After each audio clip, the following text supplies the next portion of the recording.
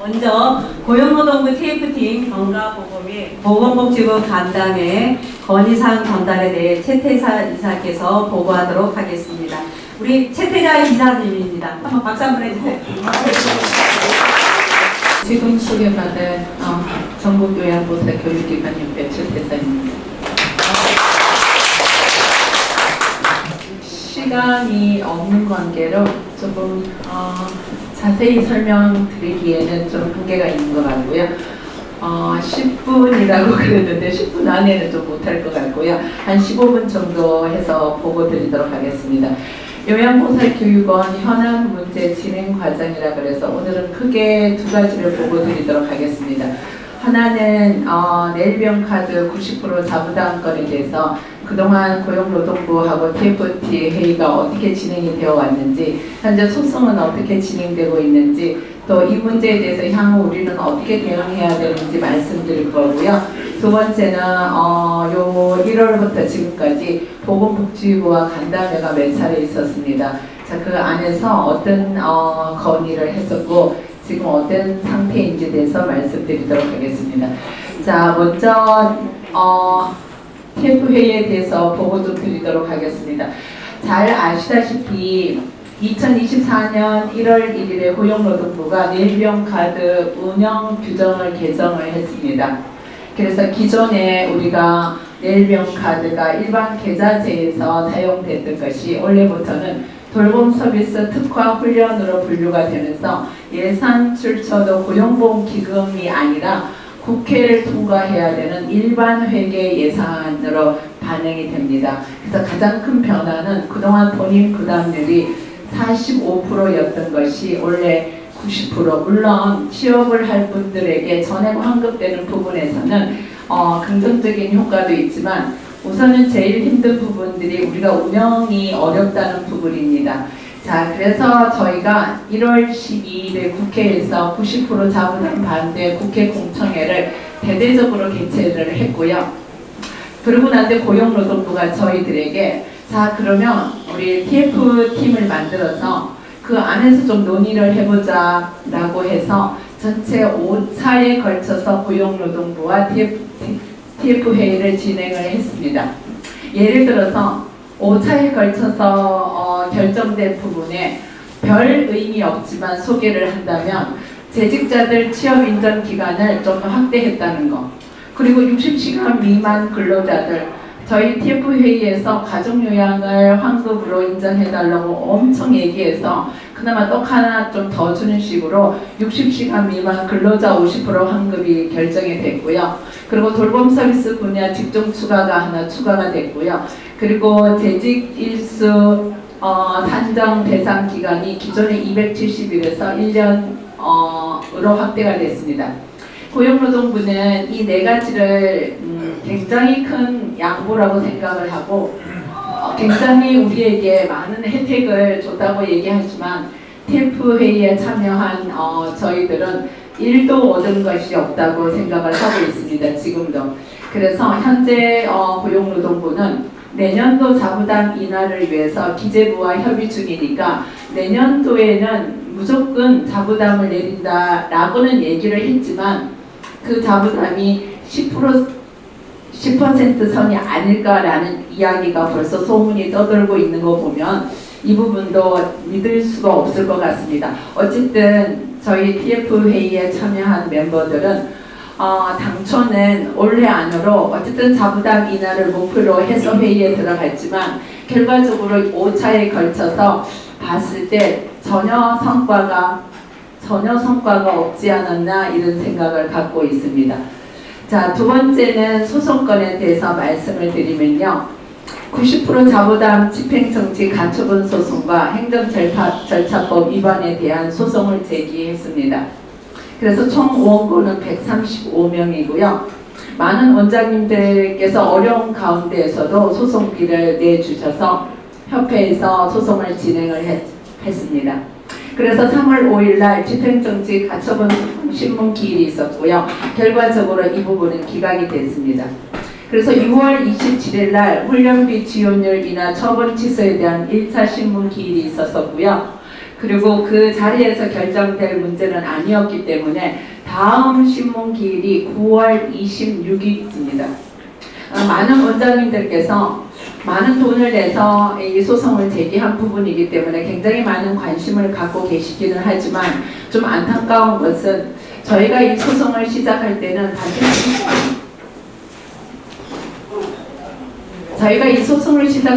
반드시 이길 것이다라는 사실을 확신을 갖고 한 건 아닙니다.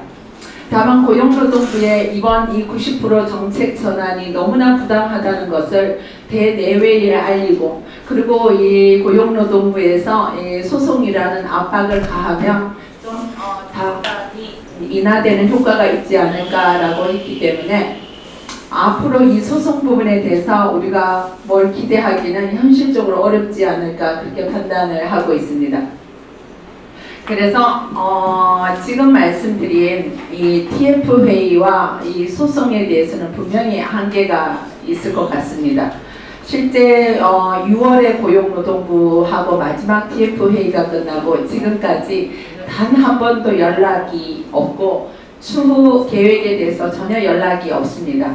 그래서 현재 내년도 국회 예산도 확보를 해야 되고, 국회 예산 확보만큼이나 더 중요한 것은 이 자부담 문제를 어떻게든 내려야 내년을 살 수 있습니다. 지금은 올해는 이미 하반기에서 접어들어서 뭘 기대하기는 힘들 것 같고요.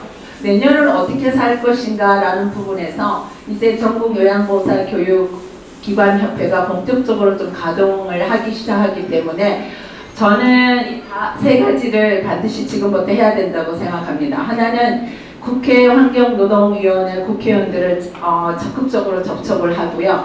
지금 현재 하고 있습니다. 두 번째는 고용노동부가 가장 싫어하는 국회 공청회를 하루빨리 시작을 해야 된다고 생각합니다. 저희가 TF회의에 들어갔을 때도 고용노동부 과장이 제발 국회 공청회는 하지 말라. 너무 그 자리에 서 있는 것이 너무 괴롭다, 이런 얘기를 직접 TF회의에서 했기 때문에 하루도 빨리 국회 공청회를 추진해야 되고요. 그리고 언론과 좀 더 현장 집회를 좀 강화할 필요가 있지 않을까라고 생각합니다. 그동안 소송도 지켜보면서 특히 TF회의를 2차부터 5차까지 계속 참석하면서 제가 생각하는 것은 원장님들 한 분 한 분이 현장에서 열심히 뛴다고 이 문제는 결코 해결이 되지 않습니다. 다 같이 힘을 합치지 않으면 결코 고용노동부는 움직이지 않기 때문에 오늘 이 총회를 계기로 이 부분은 좀 더 우리가 과격하게 조금 대응할 필요가 있지 않을까, 그렇게 생각을 하고 있습니다. 자, 이어서 보건복지부 간담회 관련해서 보고 드리도록 하겠습니다. 2월 20일 날 보건복지부, 세종에 있는 보건복지부를 방문해서 사무관과 주무관이 새로 부임을 하셨습니다. 그래서 인사도 나누면서 본격적으로 면담을 했었고요. 4월 11일 날, 6월 13일 날 고용노동부 TF회의를 끝나고 난 뒤에 소통을 했고요.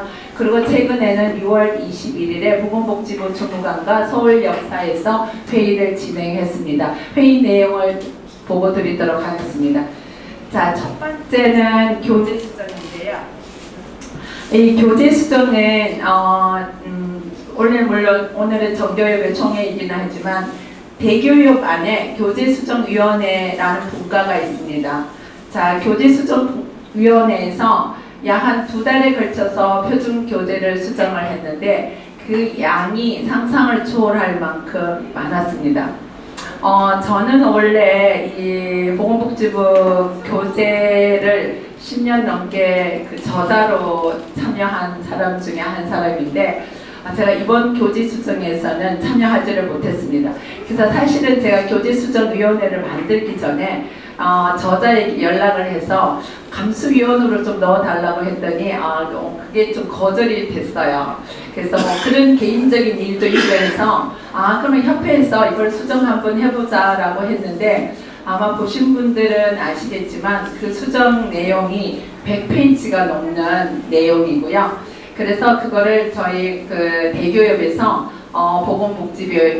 보건복지부에다가 우리 2월에 방문했을 때 직접 그 자리에서 설명을 하고 그리고 보건복지부 담당자도 기가 막히는 표정을 지으셨어요. 이렇게 많은 국가가 책임지고 출판하는 교재에 이렇게 많은 수정사항이 있을 거라고 자기도 상상을 할 수 없다고 그 협회에 대해서 굉장히 감사하다는 표현을 그렇게 했었었고요.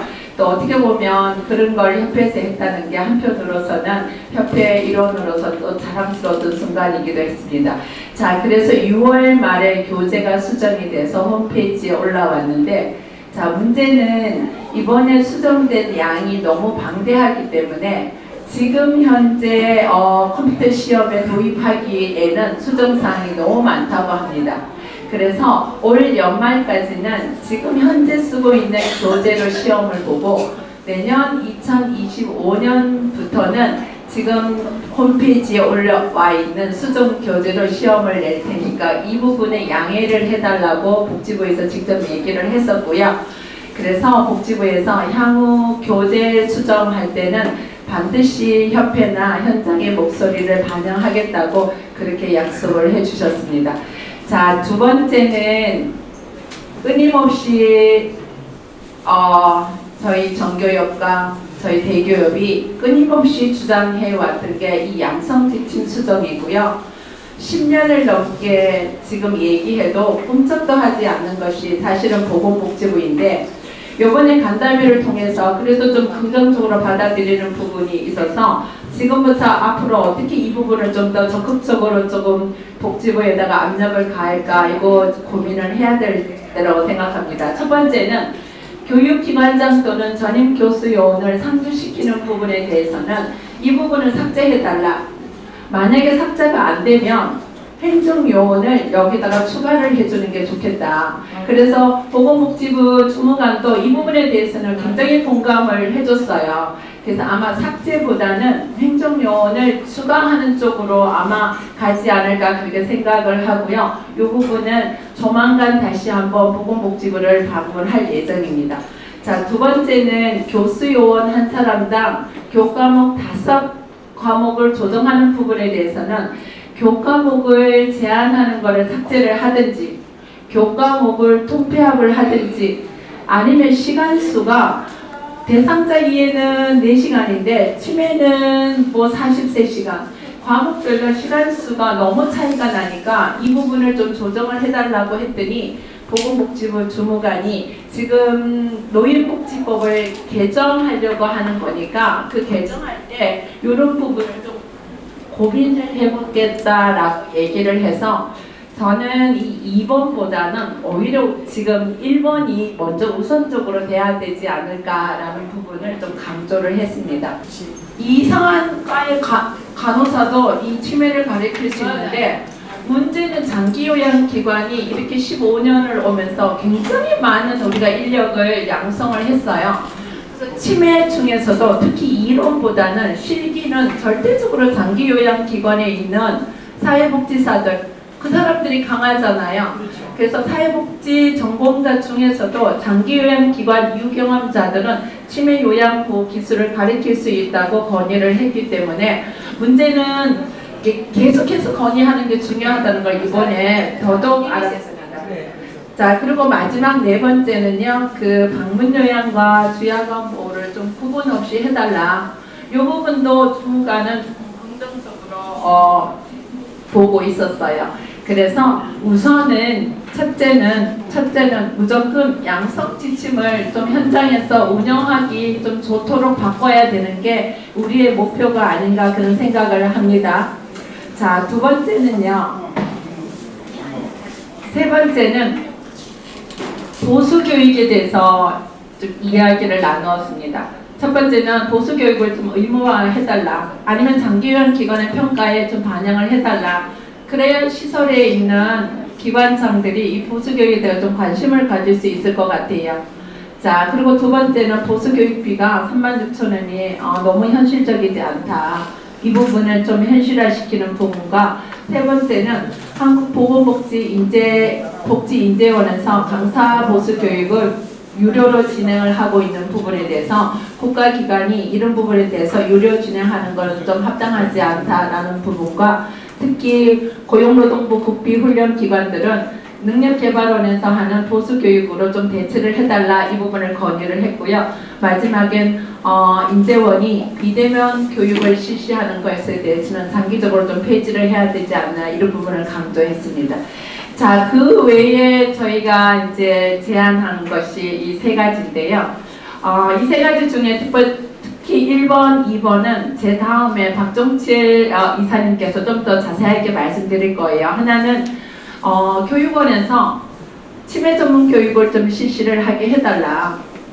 사실은 저희 속내는 뭐냐면 지금 교육원 운영이 너무 안 되니까 240시간 수료자에 대해서 치매 전문 교육을 좀 실시하게 해줄 수 있으면 조금 지금 어려움을 좀 타개할 수 있지 않을까. 사실은 치매 전문 교육을 받고자 하는 사람들이 굉장히 수요가 많기 때문에 이 부분을 좀 복지부가 좀 검토를 해달라고 하니까 복지부 입장에서는 이거는 전적으로 또 공단하고 관련된 부분이기 때문에 공단이 과연 어떻게 판단을 할까요? 이런 자세였기 때문에 저희가 복지부뿐만 아니라 이 치매 전문 교육을 교육원에서 실시하기 위해서는 공단에 대해서 상당히 좀 영향을 미칠 필요가 있겠다 그런 생각을 하고요. 특히 두 번째는 저희가 복지부에 대해서 이제 이번에 갔을 때 건의한 것이 왜 이 교육원이 운영도 어려운 데다가 또 지역사회에 굉장히 중요한 자원인데 빈 강의실을 두는 거는 이거 너무 아까운 거다. 그래서 양성교육 말고 그 외에 요양보호사들 직무 향상 교육이라든가 예를 들어서 뭐 생활지원사라든가 병원 동행사 이런 것 좀 하게 좀 풀어달라 이런 얘기를 했었는데 복지부에서는 자격증과 관련된 거는 곤란하다. 자격증과 관련된 거는 여러 어떤 이해관계가 있기 때문에 곤란하고 예를 들어서 요즘 등급받는 어르신들 중에 장애인이 많기 때문에 요양보호사 교육원에서 장애인들에 대한 역량 강화 교육, 요양보호사들 혹은 수강생에 대해서 장애인들에 대한 교육, 이해 교육을 하는 거에 대해서는 복지관 주무관이 굉장히 찬성이다. 그래서 그 부분은 복지부에서 검토를 해보겠는데 그거 할 필요 없어요. 그거는 장애인이 잘 하고 있는데 왜 그 장애인이 차라리 생활지도사 배우는 동행사가 되지. 네. 그래서 그 부분은 복지부에서도 좀 검토를 해보기로 했습니다. 자, 마지막은 굉장히 저희가 강조했던 부분이에요. 지금 전국에 있는 교육기관이 이렇게 많다.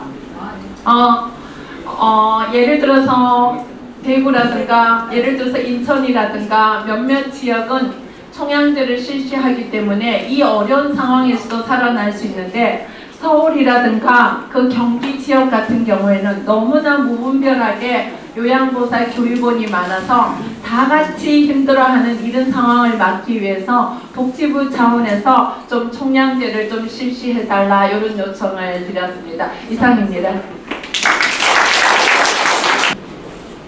우리 최태자 원장님 대단하시죠? 네.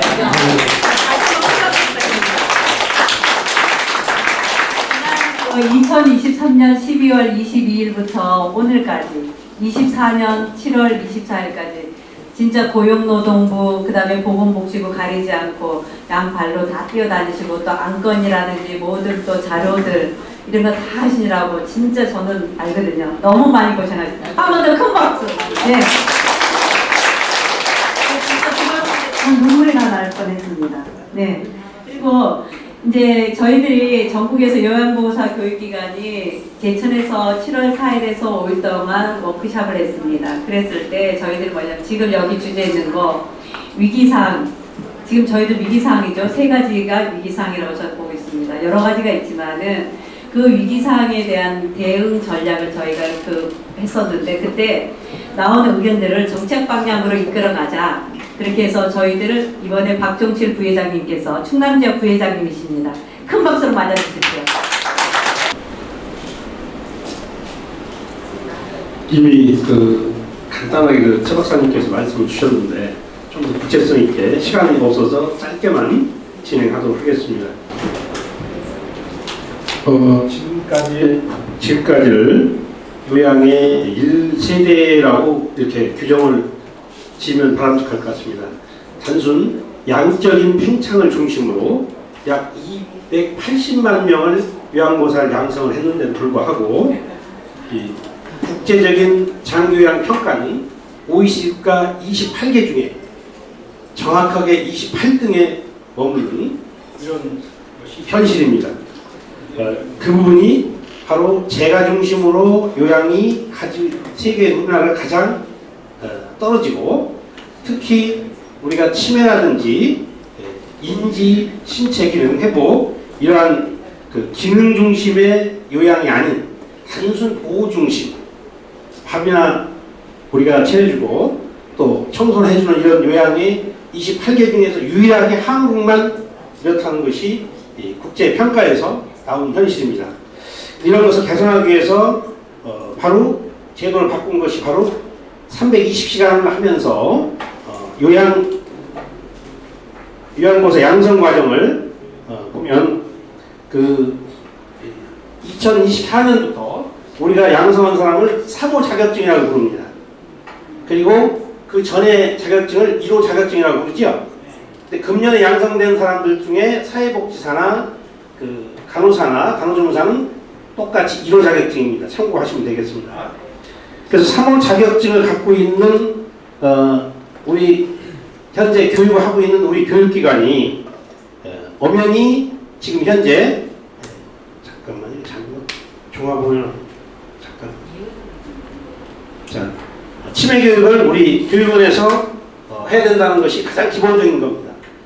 그러면 지금 280만 중에서 44만 명만 치매 교육을 받았습니다. 그럼 이론적으로는 230만 명이 이제 치매 교육을 받아야 됩니다. 그리고 매년 사회복지사나 자격증 소지자들이 5만에서 10만 명이 1호 자격증이기 때문에 치매 교육을 받아야 됩니다. 그런데 우리가 한번 간단하게 한번 내용을 보면 이렇게 볼 수가 있겠죠. 320시간과 표준반 중에서 실기 40%, 이론 60% 해서 치매 교육이 현재 포함되어 있기 때문에 지금 자격증을 취득한 사람은 3호 자격증이라고 부릅니다. 엄연히 우리가 치매 교육을 현재 실시하고 있습니다. 그러면 한번 내용을 더 들어가보면 코로나 때도 우리가 실기와 실습은 학원에서 허용하지 준 교육도 허용하지 않았습니다. 반드시 현장에서 하도록 했습니다. 왜냐하면 질적인 저하를 막기 위해서. 그럼에도 불구하고 지금 공단에서는 치매 교육을 계속적으로 동영상으로 줌도 아니고 지금 실시하고 있습니다. 그 부분에 대해서 결국은 복지부가 스스로 부실교육을 하고 있다 이렇게 볼 수가 있습니다. 그래서 이런 문제는 바로 우리가 현재 시행하고 있는 엄연히 치매 교육을 하고 있기 때문에 찾아와야 되는 것은 너무나 당위성을 이야기할 수 있습니다. 그래서 이 문제에 대해서 우리 그 회원님들께서 함께 좀 노력해 줄 게 있다고 봅니다. 예를 하나 들어보자고요. 우리가 설문조사 같은 경우를 과연 치매 교육을 현재 받지 않은 수요자들이 동영상이나 이걸 원하느냐, 바로 우리 교육에서 원하느냐, 이것을 우리가 설문조사를 제가 자체 기관을 해봤어요. 절대적으로 우리 교육기관에서 원합니다. 예. 그리고 지금 현재 보수교육을 여러분 진행하고 계시지 않습니까? 보수교육도 시범 경상도 부울경에서는 지난번 했고요. 거기에 90% 이상이 당연히 온라인을 원하지 않습니다. 지금 우리 보수교육도 당연히 우리 교육원에서 통계는 아직 안 했습니다만 90에서 95% 이상은 교육원에서 실시하는 것을 보시면 될 것 같습니다. 그래서 우리는 충분히 이걸 논리적으로 우리 협회에서 좀 더 정책적으로 제안을 한다면 충분히 200만에 해당하는 우리 그 치매 교육을 우리가 가져올 수 있습니다. 조금은 좀 더 구체적으로 말하면 요양보사 표준반보다 훨씬 더 큰 시장이고 우리가 계속 지금 이 교육원들이 위기에 지금 봉착해 있는 부분에서 이 부분이 우리가 이루어진다면 한마디로 얘기해서 우리 위기를 기회로 만들 수 있는 상황이지 않을까 해서 제가 내려봤습니다.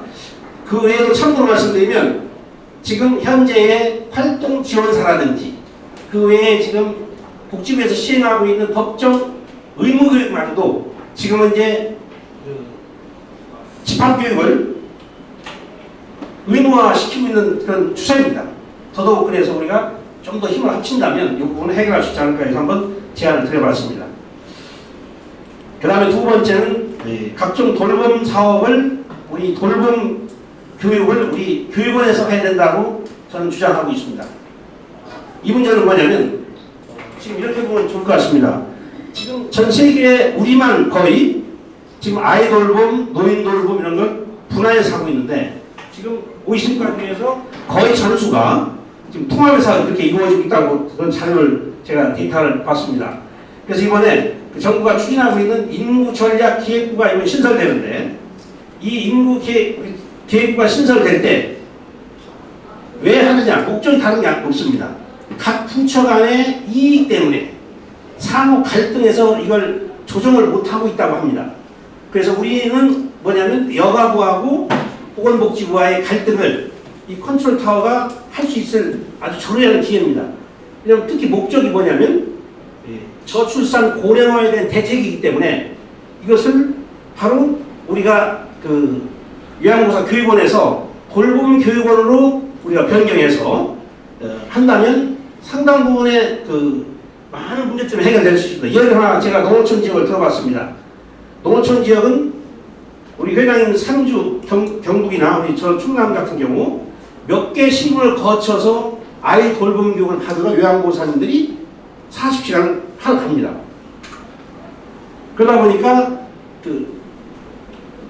한마디로 돌볼 인력이 없습니다.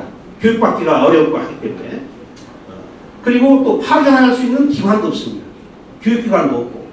그래서 소멸지역의 농어촌 지역을 같은 경우는 정말 시급한 현황입니다.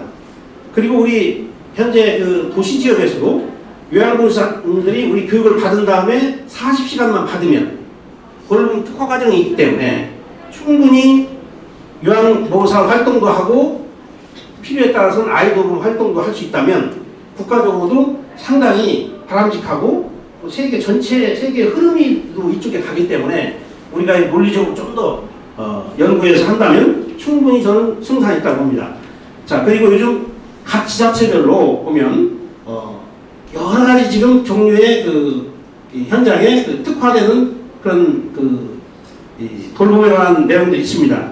예를 든다면은 지금 사회적 고립자에 대해서 여러 가지 뉴스도 많이 하고 있죠. 이런 돌봄 사업도 앞으로 이루어져야 되겠고, 그리고 저도 지금 오늘 아침에 오면서 계속 긴급 돌봄을 지금 충청남도에서 시행하는 걸 하고 차 속에서도 하면서 왔는데 참 이 부분도 굉장히 활성화가 지금 지방에 되고 있습니다. 아마 서울시 어디고 비슷한 현상일 겁니다. 그 외에도 생활지원사라든가 병원 동행사, 환화돌봄, 저는 직접 공주대학 가고 환화돌봄을 시범사업을 해봤습니다. 앞으로 우리가 해야 될, 다 요양보호사를 해야 될 내용들입니다. 그래서 결론이 뭐냐면 요양보호사와 연계해서 앞으로 다양하게 시행되고 있는 이 돌봄 사업을 우리가 직접 참여할 수 있도록 요양보호사 교육원으로 머무르지 말고 돌봄 교육원으로 바꿀 것을 제가 제안을 드려봅니다. 그 다음에 이제 세 번째 복지인데요. 지금 7월 10일자니까 불과 며칠 전 이야기죠. 공식적으로 지금 양성지침이 바뀐 거 아시죠? 네. 어떻게 바뀌었냐면 D2 재학생, 유학 온 재학생, 원래는 D10만 하려고 했는데 D2까지 열어줬습니다. 그 D10은 졸업생까지도 지금 요양보호사를 자격증을 취득할 수 있도록 지금 양성지침이 현재 시행되는 겁니다.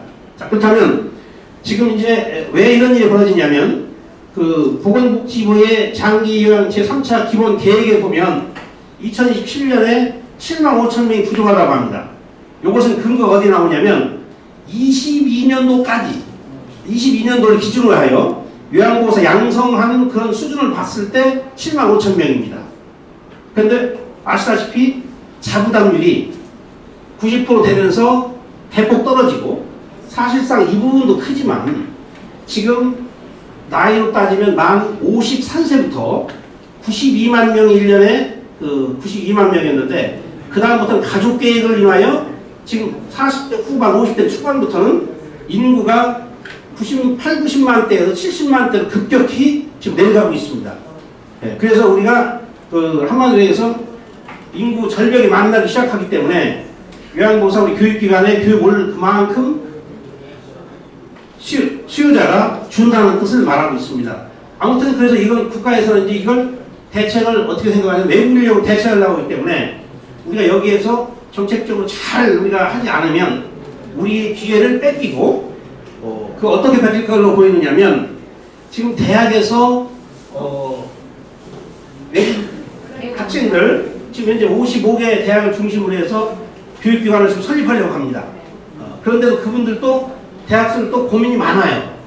왜냐하면 과거에 2008년에서 10년 동안 10년대 그때 한 3, 4년 동안 우리 교육기관과 경쟁해봤는데 경쟁에서 게임이 안 됐습니다. 대부분 다 문을 닫았습니다. 그 사실도 알고 있습니다. 특히 학교밀에서 절대적으로 우리가 우위를 점할 수 있습니다. 그때는 무시험제였을 때부터 했습니다. 그래서 우리가 상당 부분에 손을 놓고 있을 게 아니라 협회를 중심으로 해서 이에 대한 합격을 외국인 유학생들 합격을 위한 대책이라든지 이런 등등을 준비한다면 우리 내국인보다 훨씬 더 시장이 이루어질 걸 봅니다. 또 하나 참고로 하셔야 할 게 뭐냐면 외국인들이 들어오기 시작하면 내국인들은 수강생은 준다는 것이 일본이라든가 다른 데서 다 봤던 내용입니다. 왜냐하면 그 일은 외국인이 하는 거야. 예, 이래서 우리가 이쪽 외국인에 대한 우리 학생 유치에 대해서 다양한 방법으로 좀 우리가 고민을 해야 되지 않나 생각이 듭니다. 자, 그러면 예를 들어서 지금 이런 문제를 하나 예를 들어보겠습니다. 지금 이런 경우는 어떤 경우가 생기냐면 대학이 먹거리를 자기들이 살기 위해서 활용하는 뿐입니다. 지금 우리는 시설협회나 이쪽 급합니다. 그쪽에는 함께 공동으로 그렇게 하지 말고 외국에서 간호학과나 관련된 학생들이 국내에 와서 우리 요양보호사 교육을 받고 바로 취업한다면 대학을 거치지 않기 때문에 사실상 우리가 현재 교육원들이 그걸 독점적으로 할 수가 있습니다. 이런 문제 등등도 여러 가지 오늘 시간이 없기 때문에 이 정도로 간단히 말씀을 드려보겠습니다. 아무튼 앞으로 우리가 위기를 기회로 만드는 그런 계기가 오늘 됐으면 합니다. 제가 한번 이렇게 여러분들한테 한번 선창을 한번 제안드려 보겠습니다. 제가 전교육과 함께 하면 여러분 위기를 기회로 한번 3번 재창을 함께 하는 걸로 제 오늘 발표를 마치도록 하겠습니다. 자, 여러분 전교육과 함께 위기를 기회로 전교육을 기회로 위기를 기회로. 예, 감사합니다. 그 발표를 해주신 그 박종칠 부회장님이십니다. 큰 박수 부탁드립니다. 진짜 위기가 기회가 될 수 있도록 전국 요양보호사 교육기관 협회는 여러 방면으로 노력하도록 하겠습니다. 1부, 2부 행사를 해주신 이기용 회장님, 그 다음에 최태자 이사님, 그 다음에 박종칠 부회장님께 다시 한번 뜨거운 박수 부탁드립니다. 사진 감사하겠습니다.